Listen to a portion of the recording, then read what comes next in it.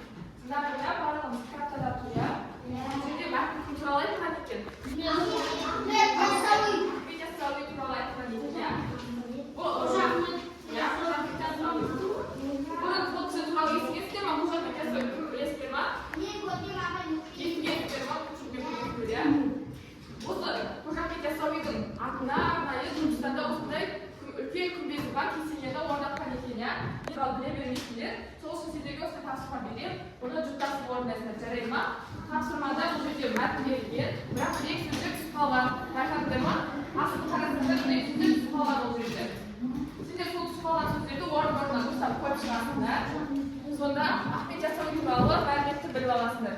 Жарай ма? Астын қарасаңдар түсіп қалған сөздер көшіреді. Жұптасып орындаймыз.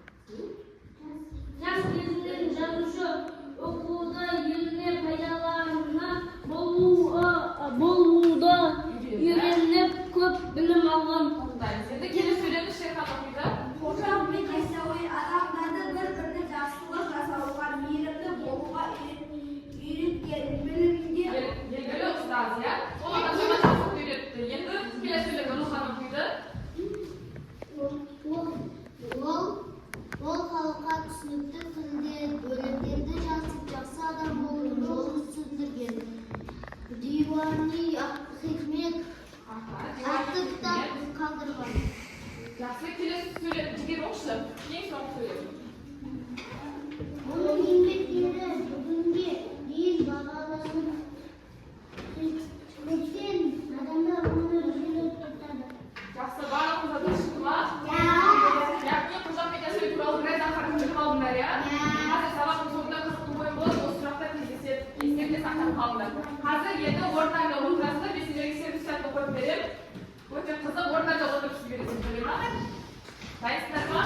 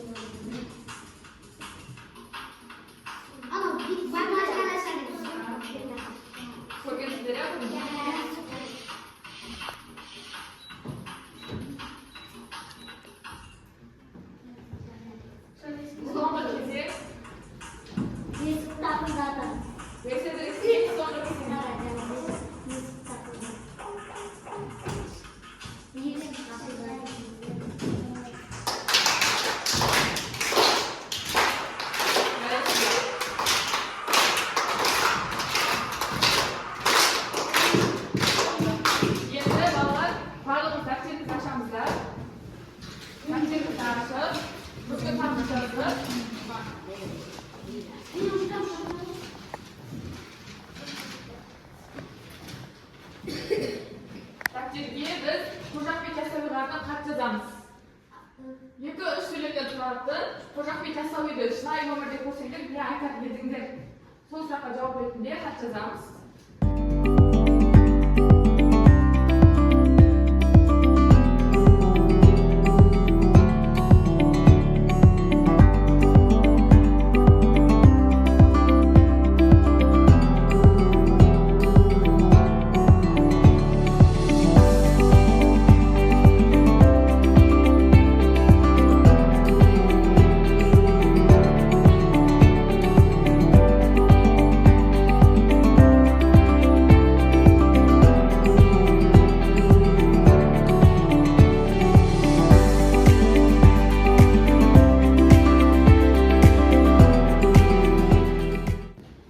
Ернар оқиды. Ахмет Яссауиді шынымен көрсем, Түркістаннан не көргенсіз, сіз жазуда қалай үйренгенсіз, сіз кім болғансыз деп айтар едім. Жақсы. Яғни жазуды, оқуды қалай үйренген қызық, иә? Түркістан туралы, бұрынғы Түркістан туралы білгісі келеді екен Ернар. Сол атадан сұрап. Тағы кім айтады? Осылай. Жақсы, Ернар жақсы айтыпты. Тағы осындай қызық сұрақтар бар ма? Қожахмет Яссауиға. Жігер оқиды. Жақсылық үйретіп, Диуани Хакимет атты кітап қалдырған. Иә. Сосын кім оқиды? Гүлназия дағы. Мен Қожахмет Яссауиді көрсем, жаңа Қазақстан туралы айтатын едім. Жазуды және оқуды қалай үйренгенсіз дейтін едім. Жақсы. Аяру оқисың ба? Мен Қожахмет Яссауи атаны көрсем, саламатсыз ба? Мен сізден нәрсе сұрайын деп едім. Сіз жазуды балаларға қалай үйреткенсіз? Аха, жақсы. Кім оқиды дағы? Алима оқы. Қандай өлеңдеріңіз бар екенін сұрап көріп едім. Қауырсынмен жазылған ба? Ол кезде қауырсынмен жазылған ба дейді, иә? Тағы Шерхан? Мен Қожахмет Яссауиді көрсем, Қожахмет маған жазу жасауды қалай үйренсем болады деп сұрайтын едім. Бұрынғы Түркістан қалай болған деп сұраймын. Жақсы. Атаны көрсем, сіз керемет көмезді салдырғансыз ба деп сұраймын. Және сіз адамдарға жақсылық жасауға үйреткен ұстазсыз ба деп сұрайтын едім. Және жазуды қалай үйренгенсіз деп сұрайтын едім. Жақсы. Айерке? Мен Қожа Ахмет Ясуан көрсем жақсы балаларға көмектесесіз бе? Иә, көмектесемін. Сіз Түркістанда не көргенсіз? Түркістанда не көрген? Нұрхан оқимыз, сосын келесі тапсырмаға көшеміз. Мен үйге келе жатып Қожа Ахмет Яссауиді көріп қалдым. Қожа Ахмет Яссауиді ата, бұрынғы Түркістанда қандай болған деп сұрайтын едім. Қалай жазу үйренгенсіз деп Сұрайтын едің, иә, жақсы. Сізге қарайтатын жерде, әже сендерге бауырсақ береді, яғни бұл бауырсақ нақты сендерге түрлі сұрақтар бар. Сол сұрақтарға қазір әрқатардан екі оқушыдан кезек-кезекпен жауап береміз, жарайды ма? Ал бірінші қатарға сұрақ қоямыз. Гүлназия, таңда, қайсы бауырсақ қоямыз? Қайсы? Осында? Күмбез қайда орналасқан? Жауап береміз. Түркістанда орналасқан, жақсы. Нақаттардан келген сен нәтижеден көрсет, мен таңдап беремін. Tamam. Ahmet'in қандай кітабын білесің? Дивани Хикмет, иә? Жақсы, мынау кітаптан кел әйелге. Мынау, иә? Үшінші бауырсағымызда қандай сұрақ бар екен? Яссауи деп аталу себебі неде? Дейді. Басында қалай аталды? Яссы қаласы деп аталды, иә? Сосын ол жерге адамдар жинала бастады, иә? Не үшін Яссауи деп аталып кетті? Ona Аты иә, Қожа Ахмет Яссауиді адамдарға жақсылық жасап, сол жерде қала мәдениетін дамытты, сол себепті Яссауи деп аталып кетті, иә? Мына тоқтан жегер кел. Қай бауырсақ көресіз? Ахметтің оқыған жері? Жоқ. Тағы тарапқа бересіз? Шехана Иранда оқыды, иә? Иранда оқу неше жаста аяқтады ол? 17. Кел, Алима. Қайсы бауырсақ қашасыз? Кім Ахметтің атына күмбез салдырды? Темірхан дейді, иә? Толық атын кім айтады? Айтшы, Шерхан. Ақсақ темір ма? Иә, жақсы. Мына тоқтан, кел, аяла. Қайсы бауырсақ таңдаймыз? Мына ма? Ғимараттың биіктігі қанша? Ахметтің туған жері. Түркістан. Сабақ қорытындылау мақсатында қазір сіздерге домбыра беремін.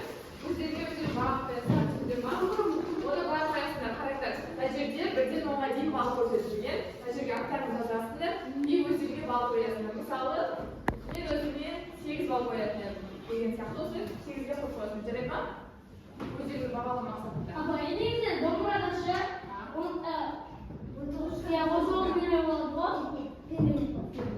Бұл енді бағалау шкаласы болғандықтан 10 балл көрсетілген. 19 балл көрсетілген.